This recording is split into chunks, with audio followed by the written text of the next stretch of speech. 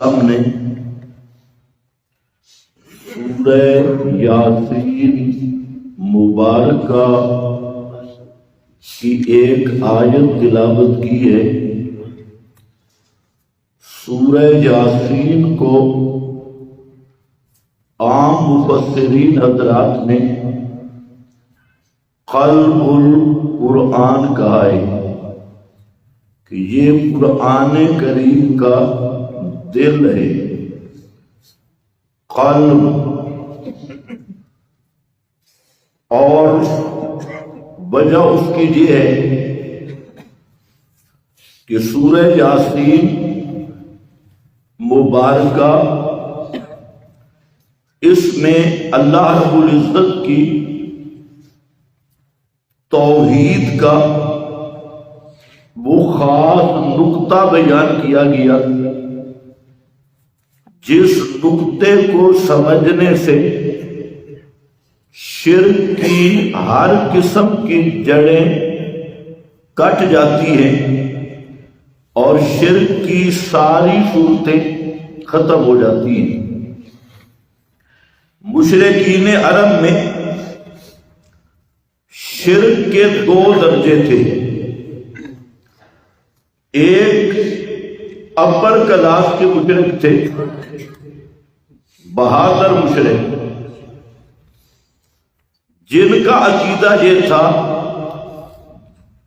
کہ جو اللہ والے دنیا سے چلے گئے عباد صالحین، ان کو اللہ رب العزت نے الوہیت کی شان عطا کی ہے اور ان کو اللہ نے ما فوق الاسباب تصرف کرنے، پکار کو سننے اور حاجت روائی کرنے کی طاقت دے رکھی ہے۔ یہ طاقت ان کی ذاتی نہیں، تفویضی اور عطائی ہے، لیکن اللہ نے انہیں سونپ دیے اختیارات بعض علاقوں کے۔ تو کسی علاقہ میں ایک بزرگ کی صورت بنائی کہ اس عالم علاقہ کی کھوٹی قسمتیں کھڑی کرنے کے اختیارات اس بزرگ کے سپرد ہیں۔ کسی دوسرے علاقے میں وہاں کا ایک مشکل کشا تصور کیا، حاجت روا تصور کیا، پھر کچھ بڑے حاجت روا اور مشکل کشا جو سب کے اوپر بادشاہی کرنے والے، جیسے دنیاوی سلطنتوں کا ایک نظام ہوتا ہے کہ ایک وزیر اعظم ہے، پھر اس کے نیچے وزیر اعلیٰ ہے، پھر اس کے نیچے اور عہدے ہیں۔ تو مشرکین نے اللہ کی حکومت کو بندوں کی حکومت پہ قیاس کر رکھا تھا، اور وہ یہی کہتے کہ کچھ تو ہیں بڑے بزرگ جیسے حبل، یہ حابیل شہید کے نام کا مجسمہ تھا، لات یہ کانا رجلا یلط السویق للحجاج، یہ سخی بابا تھا جو حاجیوں کو ستو پلاتا تھا۔ فلما مات اکفوا علی قبرہ، جب یہ مر گیا تو پہلے اس کی قبر پہ مجاور بنے، پھر اس کی صورت بنا لی۔ اسی طرح منات، یہ بھی ان کا بابا تھا۔ تو کچھ بزرگ جو تھے وہ اعلیٰ عہدیداروں کے قائم مقام تھے کہ ان کو اللہ نے طاقتیں عنایت کر دی اور یہ بعض کام کرنے میں متصرف ہے۔ البتہ مشرک یہ کہتے تھے کہ مختار کل ہونا یہ صرف اللہ کا خاصہ ہے، ہمارا کوئی بابا مختار کل نہیں، اختیارات کلی کسی کو نہیں ملے، جزوی اختیارات، چھوٹے چھوٹے اختیارات کسی کو خارج لگ گئی تو بابا پیر کھارا شاہ، کسی کی شادی نہیں ہو رہی، کسی کی بھیڑوں میں بیماری پڑ گئی، اور کوئی تھوڑا بہت رزق روزی کا مسئلہ ہے، تو ان چھوٹے چھوٹے امور حقیرہ میں وہ یہ نظریہ رکھتے تھے کہ اللہ نے ان کو طاقتیں بخش دی، یہ کرنی بھرنی والے ہیں، اللہ نے یہ اختیارات دی۔ ہر مرض کا علیحدہ مشکل کشا، حاجت روا۔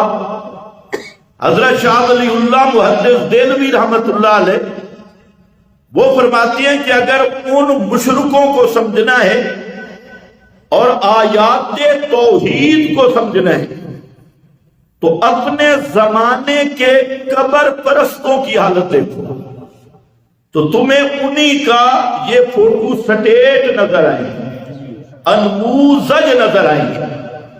یہ حکیم الامت شاہ ولی اللہ محدث دہلوی رحمت اللہ علیہ نے الفوز الکبیر میں اس کی پوری تصویر پیش کی، جس کا خلاصہ ہم یہ نکالتے ہیں کہ اگر کسی نے ابو جہل کو نہیں دیکھا تو قبر پرستوں کو دیکھ لے۔ شاہ صاحب نے بڑے اچھے تجزیے کیے، فرماتے ہیں اگر کسی نے اس وقت کے یہودیوں کو نہیں دیکھا تو آج کے علماء سوق کو دیکھو، اور علماء سوق وہ ہیں، شاہ صاحب نے فرمایا کہ کتاب اللہ کو حجت نہیں سمجھتے، قرآن سے متاثر نہیں ہوتے، جھوٹی روایتیں، اور بابے صاحب نے فرمایا، حضرت صاحب نے فرمایا ضعیف روایتیں اور اپنے اپنے مشائخ اور اکابر کے تشددات کو انہوں نے دین سمجھا۔ حضرت شاہ سے فرماتی ہیں یہ اس دور کے یہودیوں کی طرح ہے جو پیغمبر کے زمانے میں آپ کے مقابلہ میں تھے، جس کو آج آپ للڑ کہہ سکتی ہیں، یہ بالکل وہی پارٹی ہے جو مدینہ منورہ میں نبی کریم علیہ السلام کے مد مقابل تھی۔ اور فرمایا اگر عیسائیوں کو نہیں دیکھا تو کوئی مسئلہ نہیں، اس دور کے صاحبزادوں کو دیکھ لو، پیروں کی اولاد، مشائخ کی اولاد، بزرگوں کی اولاد، اور یہ جو باپ پیر تو بیٹا بھی پیر، تو یہ جو پیرانے پیر ہیں موجودہ زمانے کے، حضرت شاہ سے فرماتی ہیں یہ بالکل نصرانیوں اور عیسائیوں کا ماڈل ہے اور انموذج ہیں۔ مجھ پہ ناراض نہ ہونا، الفوز الکبیر دیکھنا، اردو میں بھی ہے، فارسی میں بھی ہے، عربی میں بھی ہے۔ تو فرمایا یہ خانقاہی نظام، تصوف کے ذمہ داران، مربع تصوف، جعلی تصوف، تو آپ کی پیاس بجھ جائے گی، ان کو دیکھو۔ اور پیغمبر کے زمانے کے عیسائی اسی طرح تھے جیسے آج یہ صاحبزادگان کی جماعت ہے۔ اور فرمایا اگر منافقین والی آیات سمجھنی ہے، جو آیات منافقین کے متعلق نازل ہو، تو حضرت شاہ سے فرماتے ہیں پھر بڑے بڑے چودھریوں کو، بڑے بڑے سرداروں کو اور بڑے بڑے زمینداروں کو دیکھو کہ ان میں وہی خصائل ہوں گے جو منافقین میں تھے، اور بڑے بڑے ایم این اے، ایم پی اے، حکمران، عہدیداران، بڑے چودھری، سرداران، تو یہ بالکل اس طرح سمجھو بھئی عبداللہ ابن ابی کا ماڈل ہے۔ تو مکہ والے مشرکوں کو سمجھنا ہے تو آج کے قبر پرستوں کو دیکھو۔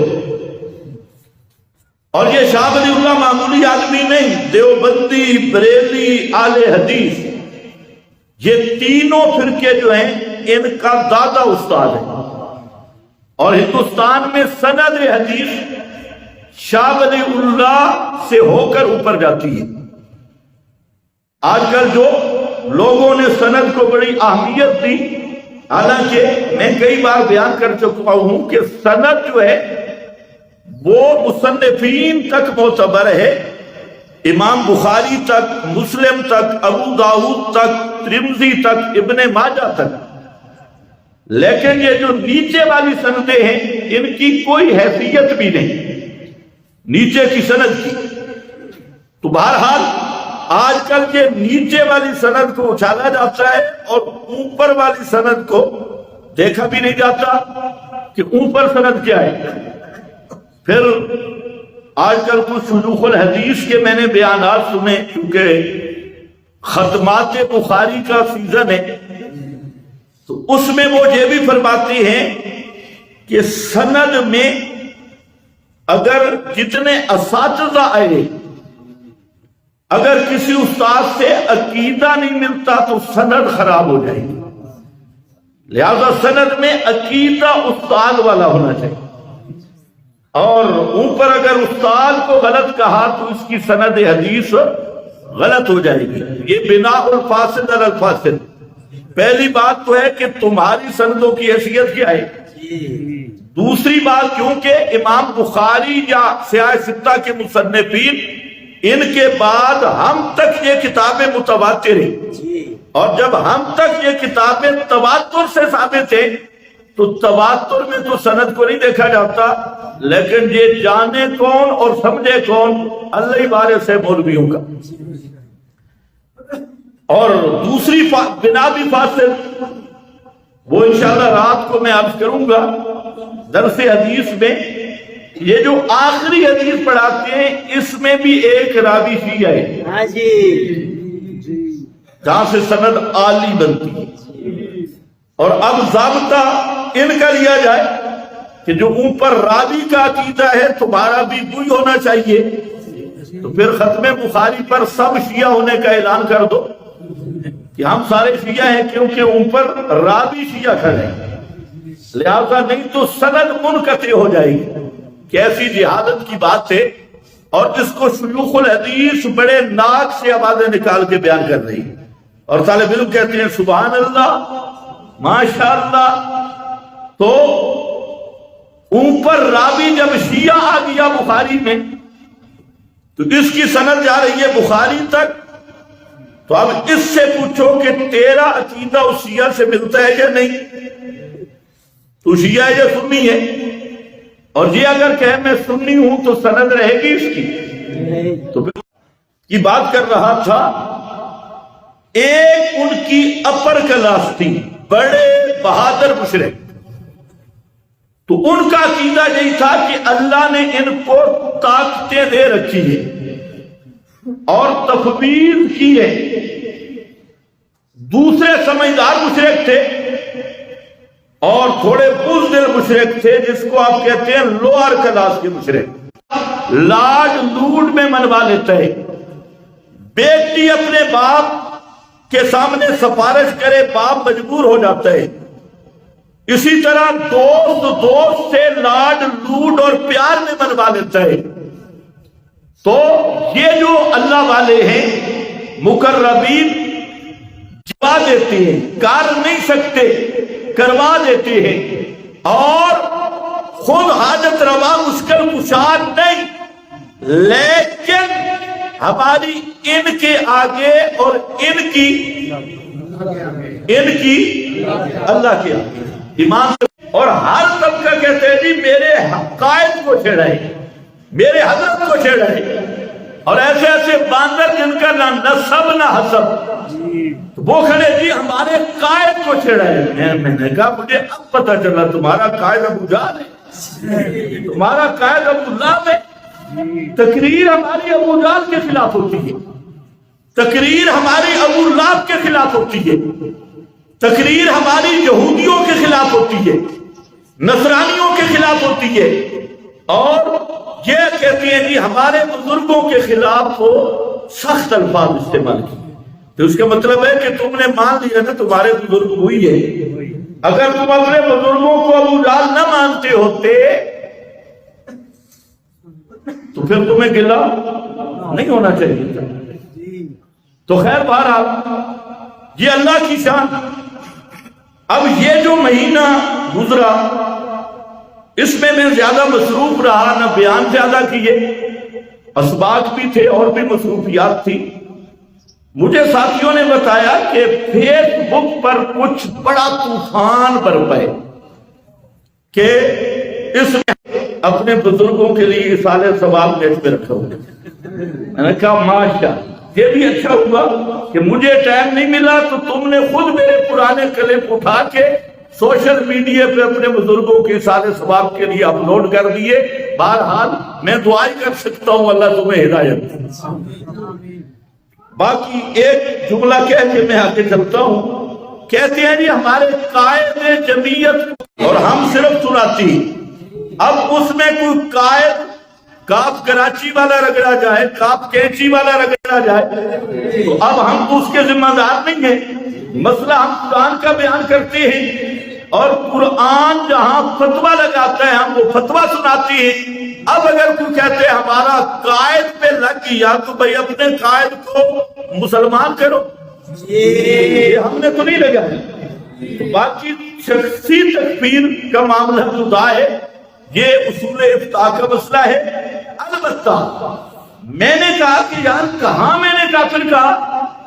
کہتے ہیں جی وہ مشورے والی بات، مشورے والی کہ قائد جمعیت مشورہ کرتی. تو میں نے کہا کافر میں تو نہیں کہہ رہا، کافر تو تم کہہ رہے ہو.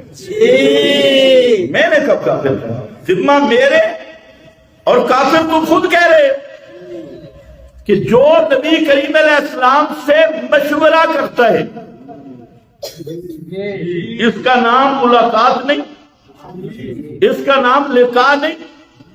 تو اب ہمارا سوال ہے کہ تمہارا قائد صحابی ہے یا نہیں؟ یا تو کہو کہ ہمارا قائد آدھا گھنٹہ مشورہ کر کے میرا ایمان تجھے گھنٹہ مشورہ چھوڑو، ایک منٹ کے لیے بھی نبی پاک کی صحبت میں کوئی چلا گیا تو ایمان ہے تو صحابی ہے. من لقی النبی بالایمان، جو ایمان کی حالت میں پیغمبر کریم کی مجلس میں پہنچ گیا وہ صحابی ہے. اور جو آدمی بغیر ایمان کے پہنچا تو وہ کیا ہے؟ بولو وہ کیا ہے؟ اب آپ صاحب کے فتویٰ میں لگا رہا ہوں یہ لگا.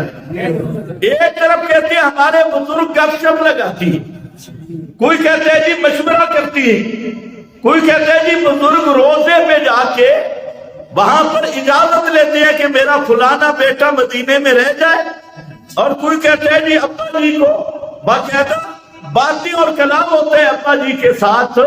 تو ہمارا سوال یہ ہے میرے دوستو کہ تمہارے ابا جی، تمہارے بابا جی اور یہ عالم بیداری میں نبی پاک سے بخاری شریف پڑھنے والے یہ بزرگ یہ صحابی ہیں یا نہیں؟ اگر یہ صحابی ہیں تو پھر اعلان کرو تم تابعی بن جاؤ اور ہم تمہیں دیکھ کے تبع تابعی بن جاؤ، خیر القرون واپس آئے. اور اگر یہ صحابی نہیں تو تمہارے فتوے کے مطابق یہ کافر ہے.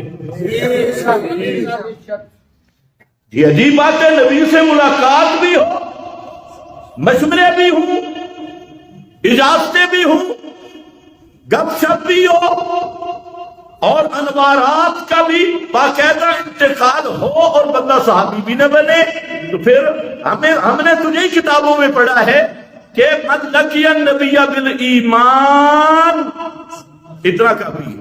یہ ماتا علیہ کوئی نہیں، اس پہ پورا جمعہ لگا رہا ہے، یہ ماتا علیہ مولویوں نے اپنی طرف لگایا. من لقی النبی بالایمان،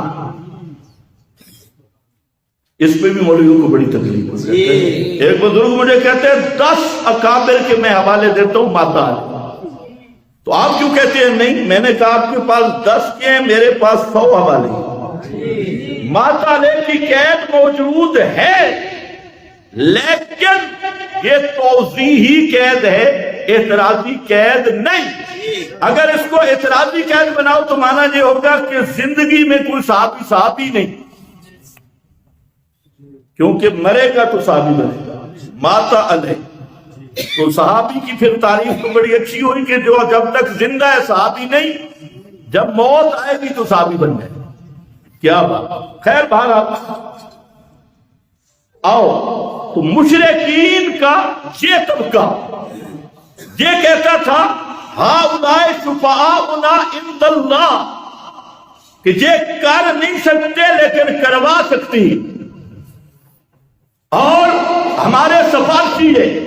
یعنی مشرکین کا دوسرا طبقہ استشفاء کا قائل تھا، سفارشیں کرانے کا قائل تھا۔ تو چونکہ نظریہ تھا ما فوق الاسباب سما کا، کہ بغیر اسباب کے سنتے ہیں، تو وہ سفارشیں بھی اسی لیے کرواتے تھے۔ تو یہ دونوں قسمیں شرک کی تھی، مشرکین کی تھی، ایک کر دیتے ہیں اور دوسرا کروا دیتے ہیں۔ تو اللہ نے سورہ یاسین شریفہ کے اندر ان دونوں شرک کی صورتوں کی جڑ کاٹ کے رکھ دی۔ اس لیے سورہ یاسین کو کیا کہتے ہیں؟ بولو، قرآن کا دل، قرآن کا دل۔ اور یہی وجہ ہے کہ یہ جو بعض روایات تو اکثر ضعیف ہیں، جن میں یہ ہے کہ مرنے والے کے قریب سورہ یاسین پڑھو، لوگوں نے سمجھا کہ یہ بندے مارنے والی سورت ہے، یہ پڑھو گے تو بندہ مر جائے، بندے مار سورت، صحیح نہ سمجھے۔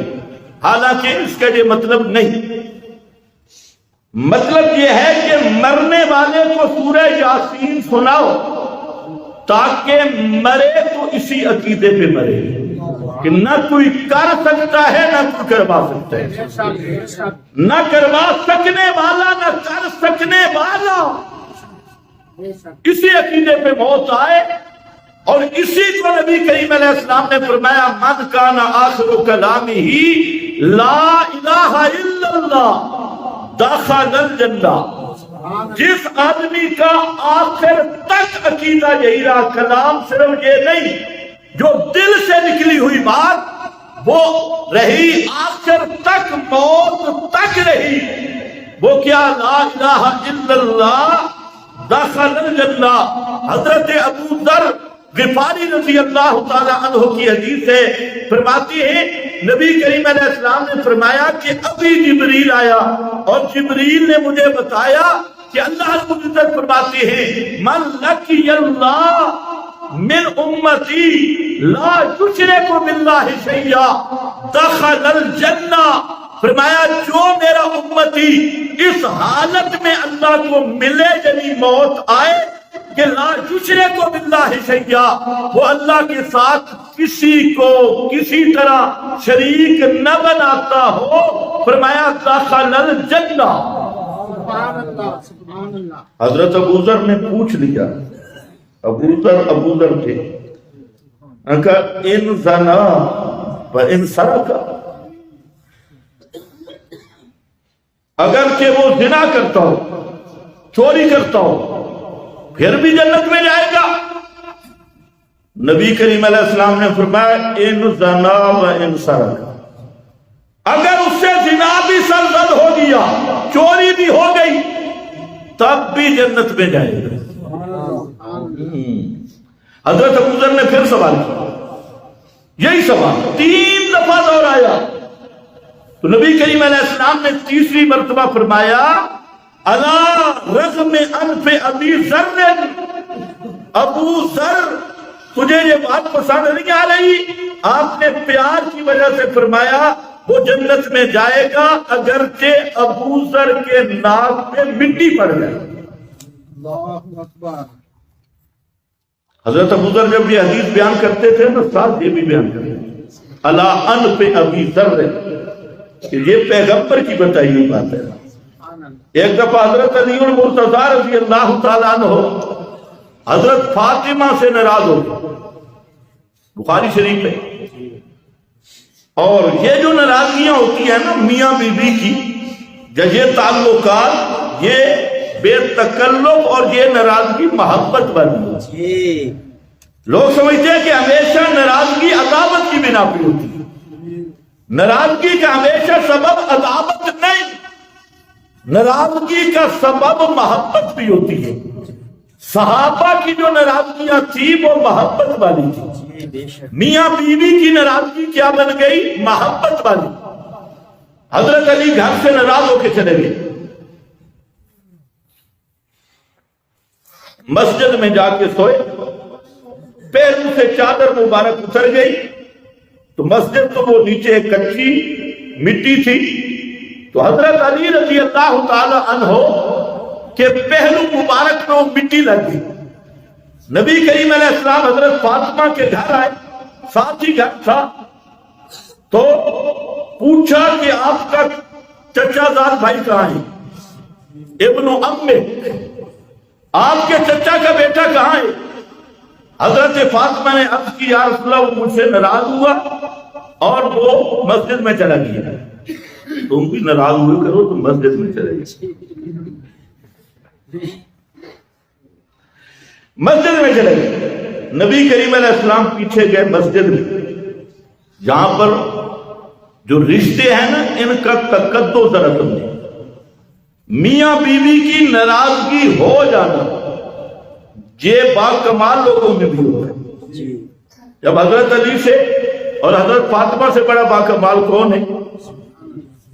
مقربین میں بھی ہوتا ہے، یہ تبھی رنجشیں ہوتی ہیں۔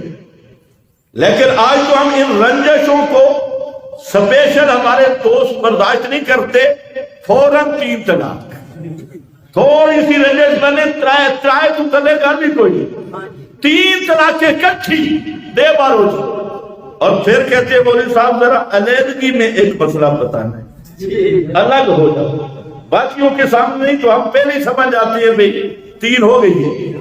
تو پھر یہ 3 طلاقیں دینے کے بعد شیطان چھوڑتا نہیں، پھر شیطان اس کو اپنی کمپنی کے پاس لے جاتا ہے، غیر مقلد کمپنی، ادھر ادھر پوچھتا ہے جی 3 طلاقیں 3 ہیں، اور جو شیطان کی کمپنی ہے وہ کہتی ہے نہیں 3 طلاقیں تو نہیں باقی ہوتی، 3 تو 1 ہوتی ہے، اور پھر ایمان بھی چلا جاتا ہے، کیونکہ اس پر وہ دلیل کیا آتی ہے، اور جی 3 تو 1 تھی، حضرت عمر نے نبی کی شریعت بدل دی، یہ تو حضرت عمر نے شریعت بدلی ہے۔ اب پہلے تو 3 طلاقوں سے بیوی گئی تھی، اور جب حضرت فاروق اعظم پر اس نے یہ الزام لگایا کہ پیغمبر کی شریعت فاروق اعظم نے بدلی کہ نبی کے زمانے میں 3 1 اور حضرت عمر نے 3 کو 3 بنا دیا، جب یہ عقیدہ رکھا تو اب زندیق بھی ساتھ ہوگا، کیونکہ فاروق اعظم وہ ہیں جن کا ایمان تواتر سے ثابت ہے، صرف ایمان نہیں، ایمان کا معیار اور ترازو وہ حضرت فاروق اعظم ہے، اور جب ایمان کے ترازو پہ حملہ ہوگا، ایمان کے معیار پہ حملہ ہوگا تو وہ آدمی کیا بن جائے گا؟ بولو بولو بولو، کیا بنے گا؟ اسی لیے ہم کہتے ہیں کسی ایک صحابی پہ تبرہ کرنے والا وہ زندیق واجب القتل ہوتا ہے، وہ مسلمان نہیں ہوتا۔ خیر بہرحال پھر واپس آ جاؤ۔ حضرت علی مسجد میں تھے، نبی کریم علیہ السلام مسجد میں تشریف لے گئے۔ جو سسر ہو نا اس کے لیے بھی بڑا نمونہ ہے۔ آپ نے حضرت علی کو ڈانٹا نہیں میری بیٹی سے کیوں ناراض ہوا، بلکہ بڑے پیار سے حضرت علی کو فرمایا تم یا ابا تراب، اٹھو مٹی والے، اور مٹی والے جس کے بدن پہ مٹی لگی۔ تو یہ جو لفظ تھے حضرت علی نے ساری زندگی فرماتے ہیں کہ یہ لقب مجھے سب سے زیادہ عزیز ہے، کیونکہ یہ لقب مجھے محمد مصطفیٰ نے عطا کیا۔ یا ابا تراب، یہ جو لوگ کہتے ہیں نا حضرت معاویہ حضرت علی کو گالیاں دیتے تھے، یہ بالکل چٹے بے ایمان شیطان ہے۔ مرزا اور اس کی نسل. دنیا میں کسی ایک بھی سنی روایت جس کے سارے راوی سنی ہوں، اہل سنت ہوں، یہ گند نہیں مل سکتا جو مرزا منہ سے نکال رہا ہے کہ حضرت امیر معاویہ رضی اللہ تعالیٰ عنہ وہ حضرت علی کو گالیاں دیتے، منبر مدینہ پہ گالیاں دیتے. آپ ایمان سے بتائیں مدینہ میں تو کون تھے؟ حضرت حسن حسین نہیں تھے. اچھا، خطیب منبر پہ گالیاں دیتا تھا، حضرت معاویہ کا گورنر گالیاں دیتا اور حضرت حسن حسین چپ کر کے بیٹھے رہتے. تو یہ الزام اس خطیب پہ ہے یا بیٹوں پہ؟ آج کیا گزرے دور میں اس جیلمی کی نسل کو ہم کہتے ہیں تو ذرا ہمت کرنا، تو گالی ذرا دے کے دکھا. تو اس دور میں کوئی صحابی کو گالی دے کے وہ محفوظ نہیں. تو صحابہ کے زمانے میں، تابعین کے زمانے میں حضرت حسن حسین کے ہوتے ہوئے مسجد نبوی کے منبر پہ گالیاں دی جائیں اور سارے صحابہ اسی خطیب کے پیچھے جمعے بھی پڑھے، عیدین بھی پڑھے، نمازیں بھی پڑھے اور کوئی بولے بھی نہیں. تو یہ وہ آدمی بات کر سکتا ہے جس کی کھوپڑی میں گند بھرا ہو، دماغ سلامت نہ ہو. کبھی سوچا نہیں؟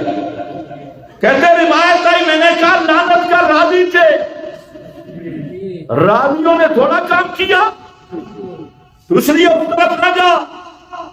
وہ بھی یہ روایت میں سن مسلم میں ایک آدمی نے حضرت سعد بن ابی وقاص رضی اللہ تعالی عنہ کے سامنے عرض کی کہ جو مدینے کا گورنر ہے نا، بات سمجھ لیے، وہ حضرت علی کو گالیاں دے رہا ہے.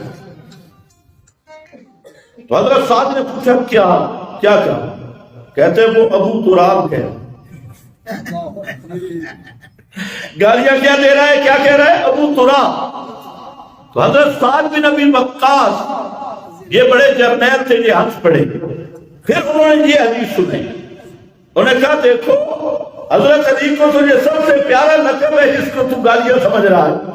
تو اس طرح سمجھنے والوں نے سمجھا گالیاں، تو یہ سمجھنے والوں کی سمجھ ہے، ورنہ حضرت علی المرتضیٰ رضی اللہ تعالی عنہ اہل سنت کا یہ ایمان ہے. جیسے ابو بکر عمر عثمان کی محبت ایمان کی جان ہے، اسی طرح حضرت علی المرتضیٰ کی محبت بھی ایمان کی جان ہے. اللہ عنہ ابی ذر، بات بڑی لمبی ہو گئی.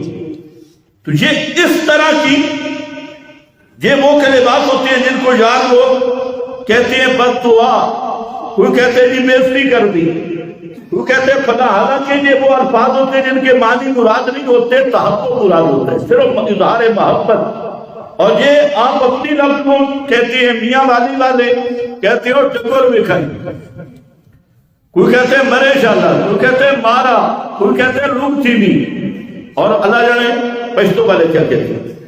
تو اس کا مقصد بد دعا نہیں ہوتا، یہ صرف اظہار محبت ہوتا ہے. تو اس طرح ہے اللہ انف ابی ذر، ابو ذر کے ناک پہ خاک پڑ جائے وہ جنت میں جائے گا.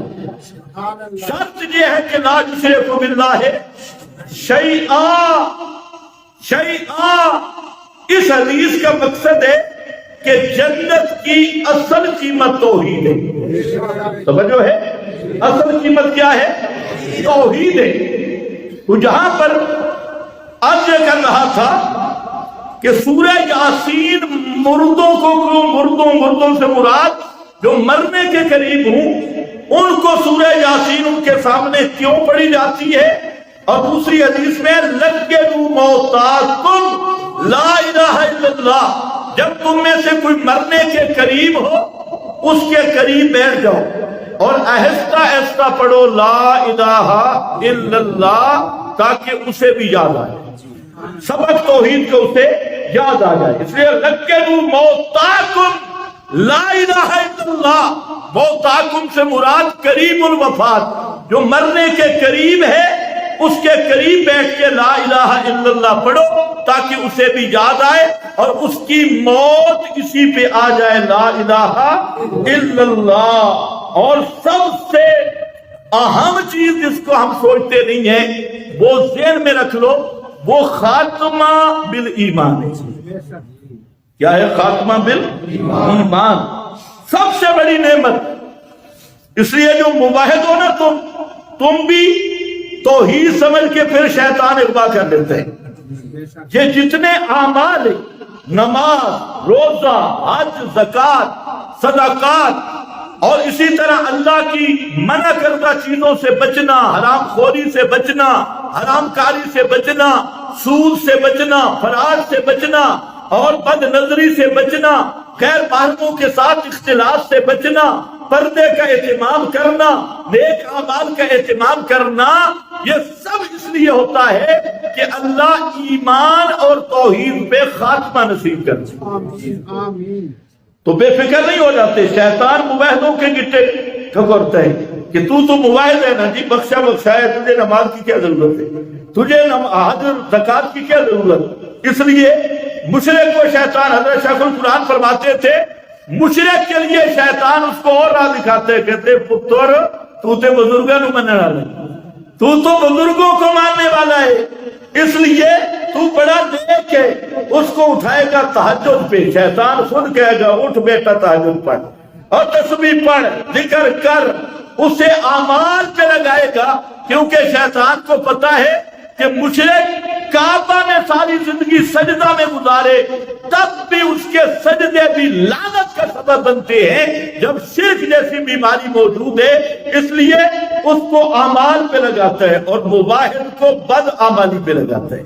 تو شیطان کے حملوں سے بچنا اس لیے ہوتا ہے تاکہ خاتمہ ایمان پہ ہو جائے۔ جس کو اللہ توحید کی نعمت دے وہ ہر وقت اللہ سے مانگے کہ یا اللہ مجھے توحید پہ پکا رکھنا، یہی وہ میں نے بیان کر دیا ہے، اہدنا الصراط المستقیم، یہ خاتمہ بالایمان کی دعا ہے۔ اور پھر اہتمام بھی ہو، اور اعمال کا جہان تو شروع توحید کے بعد ہوتا ہے، جن کو اللہ توحید کی سمجھ دے سب سے زیادہ نیک اعمال کرے اور سب سے زیادہ اللہ کی منع کردہ چیزوں سے رک جائے۔ اور یہی وجہ ہے کہ جب توحید کامل ہوتی ہے تو دل میں اللہ کی محبت آتی ہے، جب محبت آتی ہے تو دل میں تفکر بھی توحید کا پیدا ہوتا ہے اور محبت بھی توحید کی پیدا ہوتی ہے اور زبان پہ ذکر بھی توحید کا جاری ہوتا ہے۔ یہاں اللہ نے ایک عام آدمی کا واقعہ بیان کیا، سورہ یاسین قرآن کا دل ہے، عام آدمی، یہ مولوی نہیں ہے، شیخ الحدیث بھی نہیں ہے اور تخصص بھی اس نے نہیں کیا، ہے عام گناہ گار، 80 سال گناہوں میں ڈوبا رہا، بوڑھا آدمی ہے۔ علامہ علوسی فرماتے ہیں زمیندار تھا، اکثر مفسرین نے کہا نجار تھا، لکڑی کا کام کرتا تھا، جس کو آپ ترکھان کہتی ہیں، مستری۔ اور یہ جو لوگ ہوتے ہیں نا مستری اور اس طرح کے لوگ، اللہ ان کو عقیدے میں بڑا پکا کر دیتا ہے، یہ اللہ کی شان، غریب توحید پہ بڑا پکا ہوتا ہے، اور جو بڑا لین لاٹ بن جائے اسے پھر توحید کی قدر نہیں رہتی، وہ پیسوں کا دیوانہ ہوتا ہے، دنیا کا، عبد الدینار والدرہم۔ اس آدمی کو مسئلہ سمجھ آیا، اور مسئلہ بھی توجہ کرو، 3 نبی مسئلہ سمجھا رہے ہیں، انطاکیہ کی بستی ہے اور مقابلے میں پورا شہر ہے، اور 3 نبی ان کو دعوت دے رہے ہیں۔ آج ایسا موقع آیا کہ سارا شہر اکٹھا ہوا ان 3 نبیوں کو قتل کرنے کے لیے۔ دعوت یہی تھی جو اللہ نے اس رجل مومن کی زبان سے یہاں قرآن میں ذکر کی، انبیاء کی زبان سے یہاں ذکر نہیں کی، دعوت نبیوں کی یہی تھی، جس کی ترجمانی اس رجل مومن نے کی. اور دیکھو توحید کی قیمت بھی. آج لوگ سمجھتے ہیں ہمیں عزت پیسوں سے ملے گی، مکان سے ملے گی، کپڑوں سے ملے گی، کوٹھیوں سے ملے گی. خدا کی قسم اللہ نے عزت رکھی توحید میں. دنیا میں بھی عزت ملتی ہے توحید کی حمایت بھی، اور آخرت میں بھی عزت کا معیار جتنا توحید میں متسلم ہوگا اللہ اتنی اس کو عزت عطا کرے گا. دنیا آخرت کی عزتوں کی بنیاد اللہ کی توحید کی حمایت کرنا. اور پنجابی مانا توحید دی دھڑ کرنا. توحید تے توحیدیاں دی دھڑ کرنا. عام آدمی ہے، پڑھا نہیں، علم نہیں، کچھ بھی نہیں، وہ وہاں سے چلا، اس نے انبیاء کی بات سنی، ضد نہیں کی، انبیاء کی دعوت کو مانا، اور مانتے ہی وہ توحید کا داعی بن کے دوسروں کو دعوت دینے لگا. اللہ ہمارے اندر بھی یہ جذبہ پیدا کر. پھر اللہ نے اس کا معال ذکر کیا. جب 80 سال تک کافر رہا، گمراہ رہا، اس کا کوئی تذکرہ نہیں، اور جو ہی توحید کی طرف دوڑ کے آیا، دعوت توحید کی طرف دوڑ کے آیا، رب کو اس سے پیار شروع ہو رہا. اور پیار قرآن میں ذکر کیا. اور کس انداز میں؟ بجاء من اقصى المدینہ رجل یسعی. جاء، اللہ نے وہ جگہ بھی ذکر کی جہاں سے آیا تھا، وہ جگہ بھی پیاری ہوگی. کیونکہ توحید کے ساتھ جس چیز کی نسبت ہو اللہ کو وہ چیز پیاری ہے. یہ تو جگہ ہے. توحید کی حفاظت اور حمایت میں جو میدان جنگ میں گھوڑے دوڑے، اور میدان جنگ میں کیوں دوڑے تھے؟ کلمہ توحید کی خاطر. حفاظت توحید میں قرآن نے مستقل سورت اتاری. والعادیات ضبحا فالموریات قدحا فاثرن به. صرف گھوڑوں کا ذکر نہیں کیا، گھوڑوں کا میدان میں دوڑنے کا ذکر کیا، پھر دوڑ کے دوران ان کے ہانپنے کا ذکر کیا، پھر اس تیز قدموں کے ساتھ جو نیچے پتھریلی زمین پہ پیر لگے ان پیروں کا ذکر کیا، پھر ان کے ساتھ جو زمین سے وہ مٹی اڑی، گرد اڑی، اس گرد کا ذکر کیا، اور پھر ان مجاہدین کے گھوڑوں کے جہاں چاپے لگی اور نیچے سے چنگاریاں اٹھی، اللہ نے ان چنگاریوں کا ذکر کر کے بتا دیا کہ وہ کائنات والو، اگر جانور بھی میری توحید کی خاطر دوڑ پڑے میں اس جانور کو بھی عظمت عطا کر دیتا ہوں. اور انسان اگر توحید کی حفاظت کے لیے دوڑے، انسان کو غیرت دلائی. اور ساتھ بھی سن لو کہ سواریوں کی جب یہ شان ہے تو ان سواریوں پر جو سوار تھے ان کی کیا شان ہو؟ یہ تو سواریوں کی شان ہے. اور وہ سواریوں پر سوار ابو بکر، عمر، عثمان، علی، حضرت معاویہ، عمر بن العاص، ابو موسیٰ الاشعری، پیغمبر کے صحابہ ان سواریوں کے اوپر تھے جن سواریوں کا یہ عظمت اور مقام قرآن نے ذکر کیا. آپ اندازہ کر لیں ان سواریوں کا اللہ کے ہاں کیا مرتبہ ہوگا اور کیا محبوبیت ہوگی. تو یہاں پر بھی ایسے ہے، فرمایا جاء من اقصى المدینہ.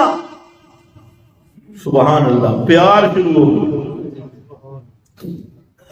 شہر کے پرلے کنارے اقصى المدینہ، نام نہیں لیا کون تھا، نام سے کام نہیں.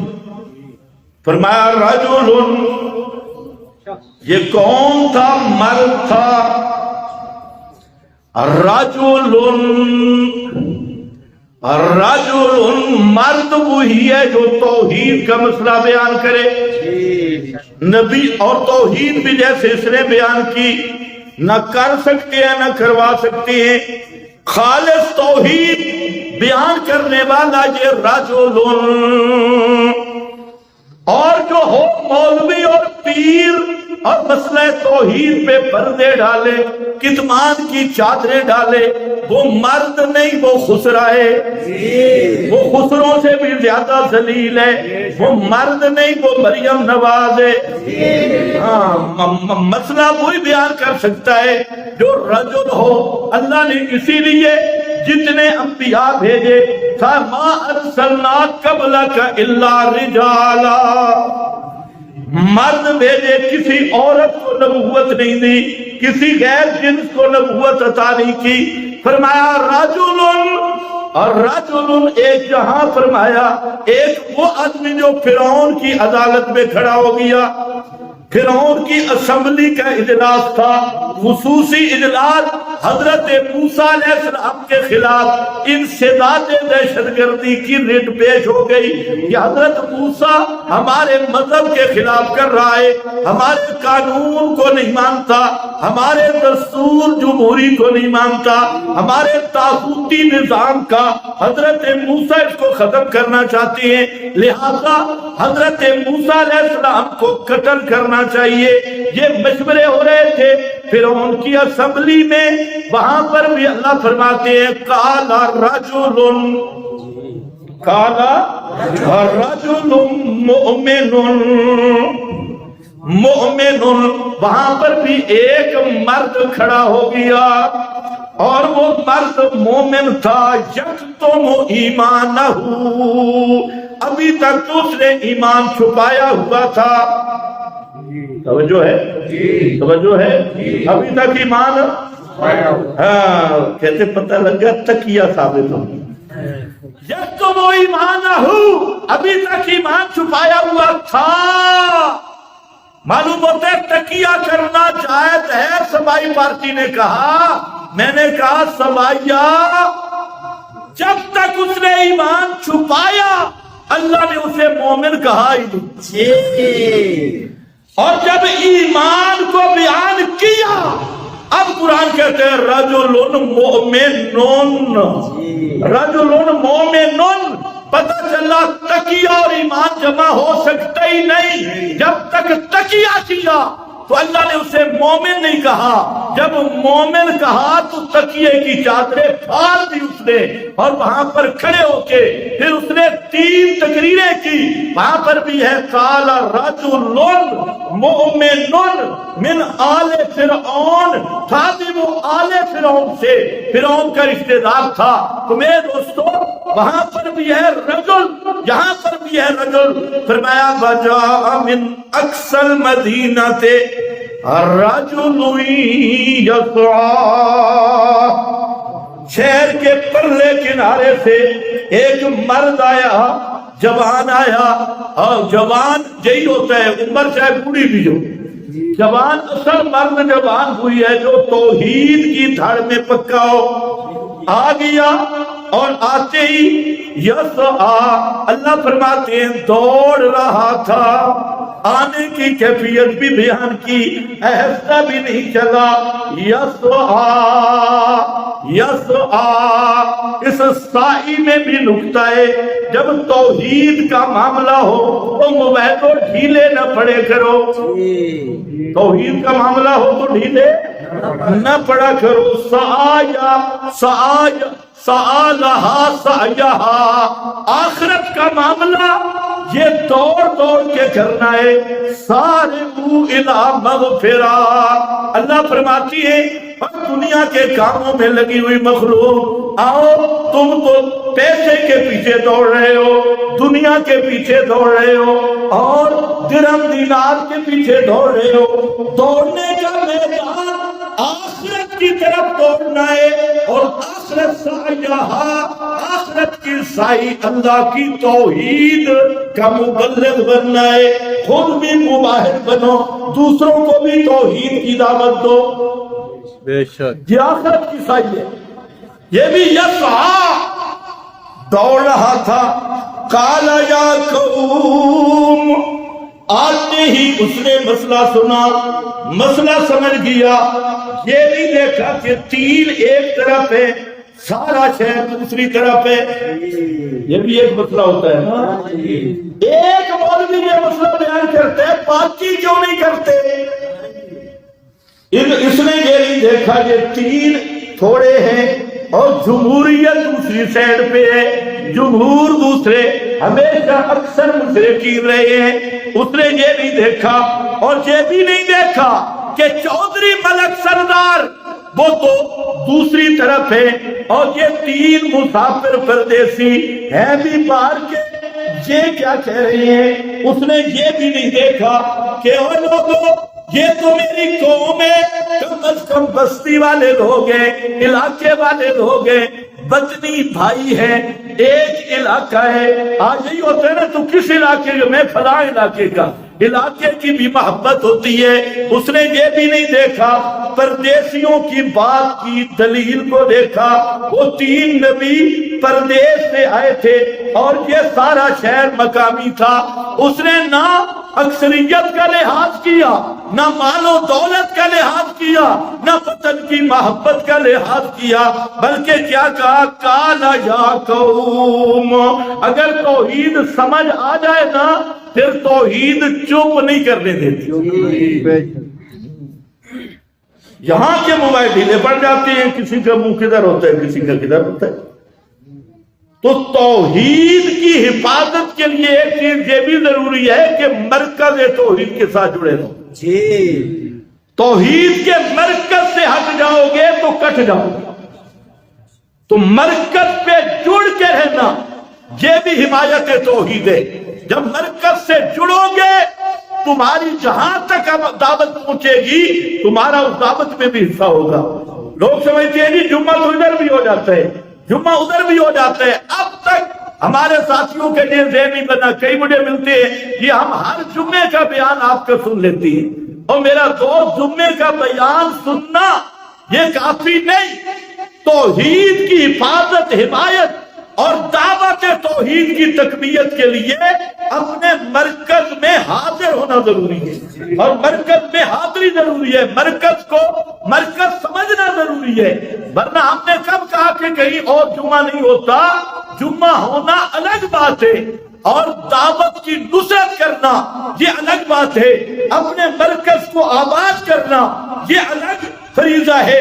اور جب مرکز مضبوط ہوگا دعوت مضبوط ہو کے چلے گی، اور جب آپ بکھر جائیں گے اور مرکز سے ہٹ جائیں گے دعوت بھی کمزور ہو جائے گی، دعوت کا مرکز بھی کمزور ہو جائے گا، اور اس کے ذمہ دار بھی آپ ہیں۔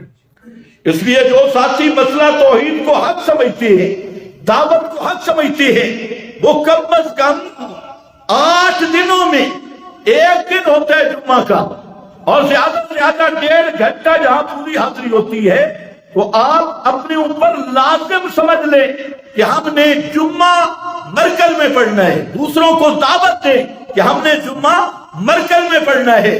جب آپ یہ دعوت شروع کر دیں گے تو پھر انشاءاللہ آپ دیکھیں گے کہ آپ کی دعوت کہاں تک پہنچی۔ اللہ کے فضل سے ہر سیکٹر سے ساتھی آتے ہیں، لیکن یہ ساتھی مستقل طور پہ تشریف لائے، اگرچہ دقت بھی ہے، مشکل بھی ہوتی ہے، کرایہ بھی لگتا ہے، کئی ساتھیوں کے پاس سواری بھی نہیں ہوتی، تو آپ جو آ رہے ہیں دوسروں کو اپنے ساتھ سواری کے ساتھ دعوت دیں، جن کے پاس سواریاں ہوں، تو یہ اس چیز کو یہ آپ کی دعوت کا حصہ ہے۔ جب مرکز کو آپ مضبوط کریں گے آپ کی دعوت مضبوط ہوگی، کریں گے انشاءاللہ۔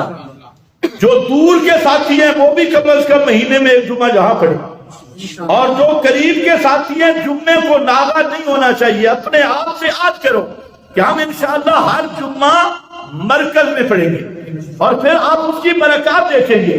جب مرکز سے کرتے ہو پھر مسئلے میں ڈھیلے ہو جاتی ہیں، اور پھر قسم و قسم کی بولیاں شروع کر دیتے ہیں، پھر کانما خر من السماء، جیسے آسمان سے گرا اور گدھوں نے اسے لے لیا۔ اب پہلے گدھے لیتی تھی، اب گدھے لے لیتی، پھر گدھوں اور گدھوں نے لے لیا اور وہ خراب ہو گیا۔ پھول تب تک تر و تازہ رہتا ہے جب باغ میں، تو اپنے مرکز کو آباد کرو گے اونچا ذرا انشاءاللہ جو قریب کے ساتھی۔ میں اس کو ختم کرنے لگا ہوں، صرف 2 منٹ انشاءاللہ۔ فرمایا رجل یسا قال یا قوم، کہا اے میری قوم اتبعوا المرسلین، اتبعوا المرسلین۔ دعوت کس کی ہوتی ہے؟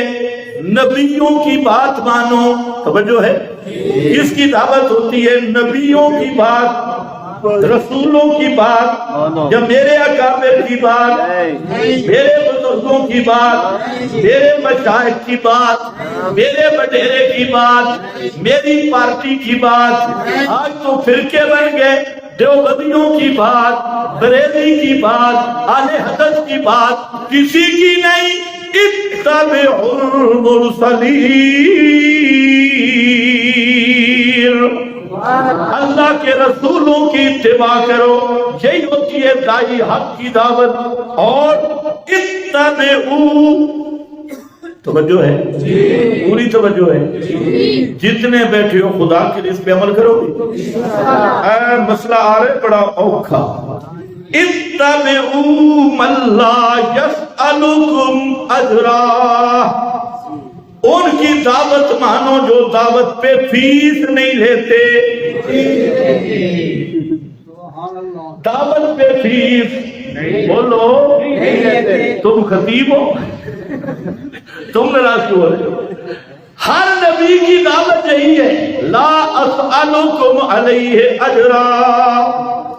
اللہ کے فضل سے ہماری دعوت بھی یہی ہے، ہم کہتے ہیں ہم سے کچھ پیسے لے کے ہمارا مسئلہ سن لیں، ہم سے پیسے لے اور ہمارا مسئلہ سن لیں۔ اور داعی حق کی یہی پہچان ہوتی ہے کہ وہ دعوت کو تجارت نہیں بناتا، وہ دعوت کو دکانداری نہیں بناتا۔ اور جو خطیب اپنی دعوت کو دکانداری بناتا ہے، تجارت بناتا ہے، پھر اپنے آپ کو دین کا داعی سمجھتا ہے، یہ دین کا داعی نہیں ہے، یہ شیطان کا سپاہی ہے۔ لیکن قوم کو اس جنجال سے کون نکالے؟ آج کل تو توحید بیچی جا رہی ہے۔ اور میں کہتا ہوں خدا کی قسم، یہ جو مقرر فیسیں ہیں اکاؤنٹ میں بھیجنے والی، اور خطیب لیٹرینوں میں بیٹھ کے پیسے گنتی ہے، لیٹرینوں کے اندر داخل ہو کے گاڑی میں خطیب بیٹھے گا، سب سے پہلے پیسے شمار کرے گا، کتنے ہو گئے بھائی پیسے، اور اگر کم ہوئے تو گیٹ کھولے گا۔ یہ تو دوسرے فرقوں کی عادت تھی، اب یہ عادت ہمارے اندر بھی ہے۔ اور صرف مقصد فیس ہے، تو اب جب فیس ہے تو پھر وہ دین کا رہنما نہیں، اس کو حیثیت بھی تو تاجر والی دو۔ اور اصل مقصد ہے کہ جلسوں میں اللہ کو راضی کرنا مقصد ہی نہیں، کہ اللہ راضی ہو جائے، یہ مقصد جلسہ کروانے والا کبھی نہیں۔ وہ بھی کہتے ہیں عوام کٹھی ہو جائے، لوگ کٹھے ہو جائیں اور مجمع اچھا ہو جائے، اور پھر کامیابی جلسے کیے کہ سارے خوش ہو کے واپس جائیں۔ اب بالکل دیا جیا پتر ہے، کسے چھیڑا ہی نہیں، سارے خوش، بدتی بھی خوش، مشرک بھی خوش، اور رابطی بھی خوش، سبائی بھی خوش۔ اے مولوی تو اس طرح ہوتی ہے، کسی کے خلاف کوئی بات ہی نہیں کی۔ تو یہ یاد رکھو، مجرے اور اس جلسے میں کوئی فرق نہیں، بلکہ مجرے سے بھی زیادہ خطرناک ہے یہ دین کے نام پر فساد ہے اور کتمان توحید ہے۔ تو یہاں اس میں یاد کیوں نہیں لیتے؟ لا اسالکم علیہ اجرا اتبعوا من لا یسألکم اجرا، ان کی اتباع کرو۔ میں نے اپنی زندگی میں ایک آدمی کو دیکھا ہے جن کے ساتھ ہم اکثر چلے، اور وہ امام المناظرین، امام الاولیاء حضرت مولانا محمد یونس نعمانی رحمت اللہ تعالی علیہ تھے۔ کبھی کوئی لالچ نہیں، کسی سے کوئی لالچ نہیں، کوئی لینا دینا نہیں۔ کئی بات لمبی ہو جائے گی، کئی ایسے مقام آئے کہ خرچہ حضرت کا 25,000 ہو گیا گاڑی کا، اور دینے والوں نے پیٹرول کے 5,000۔ میں نے کہا استاد جی اگر اس طرح ہم نے جلسے کیے تو پھر تو بڑے کامیاب ہو جائیں گے، اتنے پیسے کہاں سے؟ مجھ پہ غصہ ہونے لگے، کہتے اچھا آپ ادھر روپے احسان لگا کے گئے تھے یا اپنے مسلک کے دفاع کے لیے گئے؟ اپنے مشن کے دفاع کے لیے گئے۔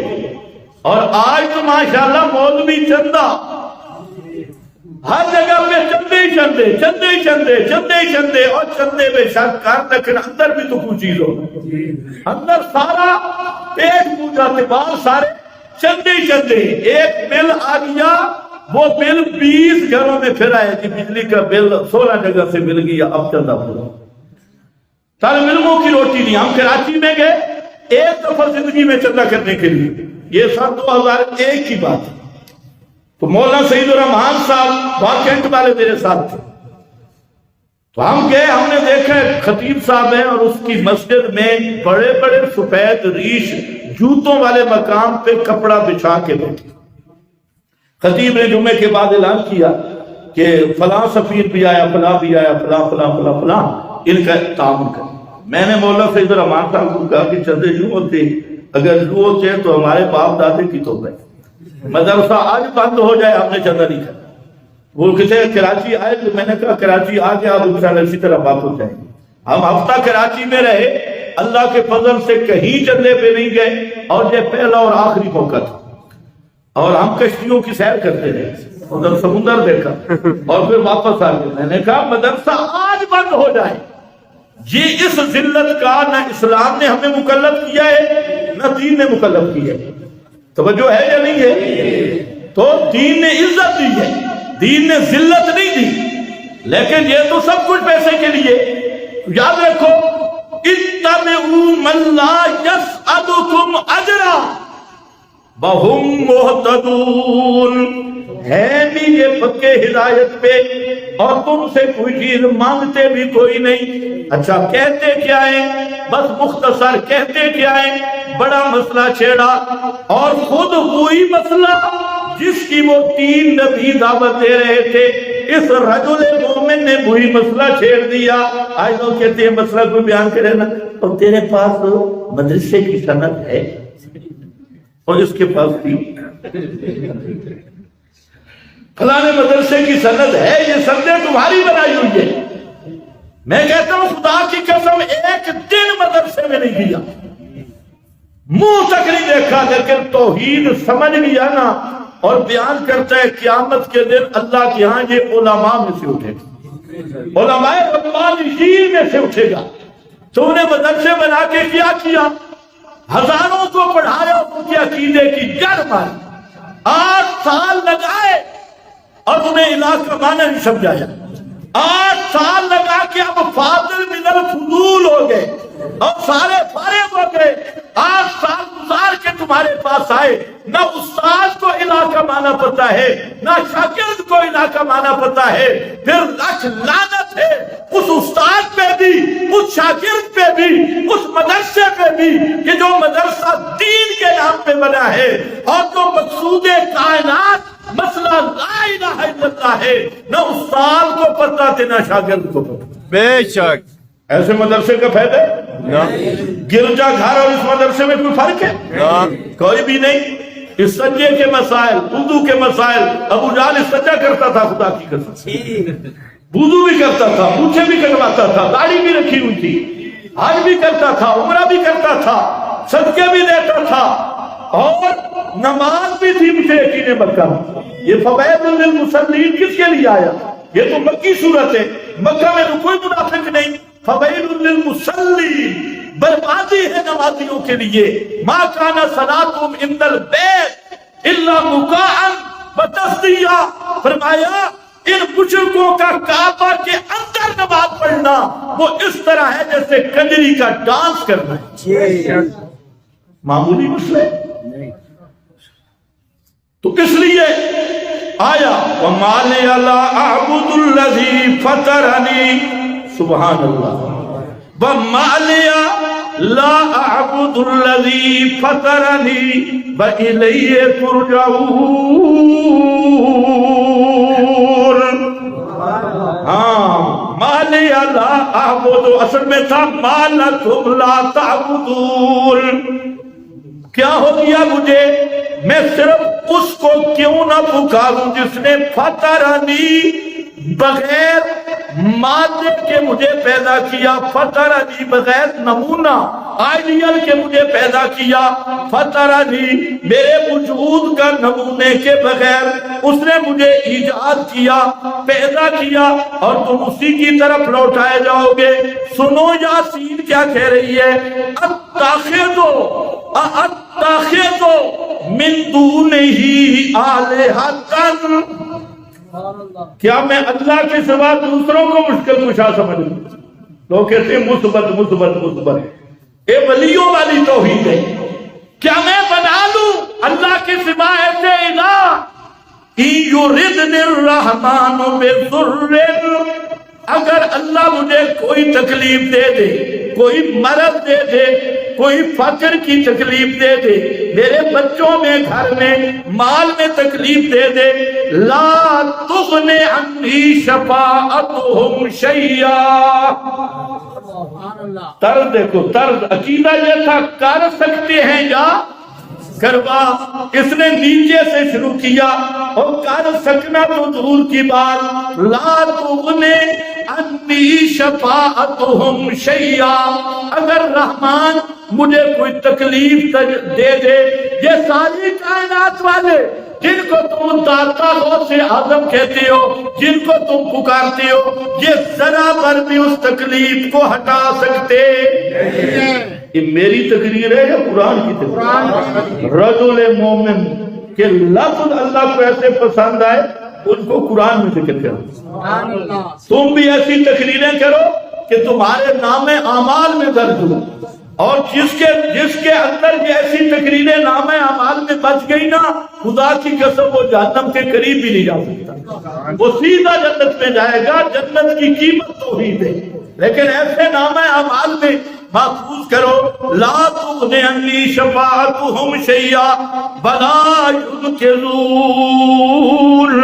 یہ مسئلہ بیان کرنے کے بعد اب فتویٰ لگا رہا ہے، نہ کر سکتے ہیں نہ کروا سکتے ہیں، اگر میں بھی ان کو پکاروں جیسے تم پکار رہے ہو تو پھر میں بھی پکا کافر بن جاؤں گا جیسے تم پکے کافر ہو۔ فتویٰ بھی قرآن لگا رہا ہے، انی اذن لفی ضلال مبین۔ وہ سارے جواب تو ہے حضر خانہ اور جٹا، تو بھی مماتی جو تو بھی فلانا ہو گیا، جو بھی ان کا تانا تھا، تو اس نے کہا ہاں میں، انی آمنت بربکم فاسمعوا، میں ایمان لے آ چکا ہوں۔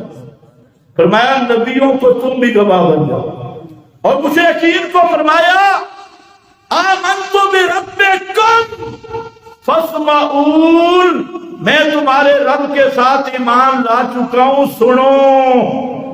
فاسمعوا، جو کر سکتی ہو کر لو۔ مواحد بہادر ہوتا ہے، بزدل نہیں ہوتا، بزدل ہوتا ہے للہن کی طرح، بالکل لومبٹ، کبھی ادھر بھاگے گا کبھی ادھر بھاگے گا۔ توحید بہادر کر دیتی ہے۔ بس سنو، میں ایمان لایا۔ بس جب انہوں نے دیکھا یہ دکھا رہے کڑا پھینکی، تو انہوں نے کہا چلو نبیوں سے تو بعد میں نپٹیں گے، یہ جو ہمارے گھر سے اٹھا ہے پہلے اس سے بات کر لیں۔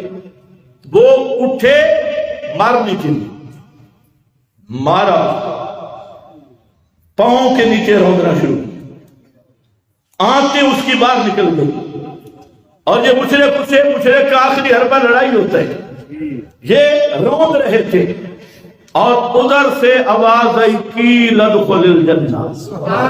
وجود اس کا ان کے پاؤں کے نیچے تھا، اللہ نے جنت کے دروازے کھول کے فرما دیا میرا بندہ داخل ہو جا جنت میں۔ قیل ادخل الجنہ، ایمان سے بتاؤ یہ جنت میں کیا چیز گئی ہے؟ جسم تو ان کے پاؤں کے نیچے، جسم تو انطاکیہ میں تھا، اس کے تو آنتیں نکل رہی تھی، اور کس کو فرمایا قیل لرؤیہ ادخل الجنہ، جنت میں داخل ہو جا۔ اب جنت کی بہاریں دیکھی، جو شہداء کا مقام ہوتا ہے، وہاں پر بس آخری جملہ ہے، وہاں پر اس نے ایک تمنا کی، وہ تمنا بھی بڑی عجیب تھی جو میرے اور آپ کے لیے سبق تھی۔ یہ 80 سال کا گناہگار ہے، ٹائم چند منٹ لگے ہیں اور سارے گناہ بھی دھل گئے، سارے کفر بھی دھل گئے، ساری بدکاریاں بھی دھل گئی، اب ایسا صاف ستھرا ہو گیا۔ اور کی لدخل الجنہ، جنت میں اس کی روح پہنچی، وہاں پر روح نے کلام کیا، اللہ نے قرآن میں ذکر کیا، وہاں پر کیا کہہ رہا ہے؟ یا لیتا قومی یعلمون، ہائے میری قوم جان لیتی، ہائے میری قوم کو پتہ چلتا، بما غفر علی ربی، کہ جس مسئلے کی وجہ سے اللہ نے میرے 80 سال کے گناہ معاف کر دیے، بما غفر علی ربی، میرے رب نے پوری زندگی کے گناہ بھی معاف کر دیے، اس مسئلے کو جان لیتی اور صرف گناہ نہیں معاف کیے، وجعلنی من المکرمین، اکرمنی نہیں، لفظ اکرمی کافی تھا، اکرمنی، اللہ نے میری عزت کی، فرمایا نہیں، جعلنی من المکرمین، اللہ نے میری روح کو ان لوگوں کے ساتھ شامل کر دیا جو اللہ کے ہاں مکرمین تھے، شہداء کی صف میں، صدیقین کی صفوں میں۔ تو کیا حاصل ہوا؟ توحید کی حمایت کرنا، عزت بھی ملتی ہے حمایت توحید پر، مغفرت بھی ملتی ہے حمایت توحید پر، جنت بھی ملتی ہے حمایت توحید پر، مراتب بھی ملتی ہے حمایت توحید پر۔ بس یہ تھا، یہ حق تھا، اس نے توحید کی دعوت دی، اللہ نے گناہ بھی معاف کر دیے، اللہ نے عزتیں بھی عطا کر دی، اللہ نے درجات بھی عطا کر دیے، اور مرنے کے ساتھ ہی جنت کا مقیم بھی بنا دیا۔ اس سے یہ مسئلہ بھی حل ہو گیا، شہید کی زندگی کہاں کی؟ جنت میں۔ شہید زندہ کہاں کی؟ لدخل الجنہ۔ آخر دعوانا الحمدللہ۔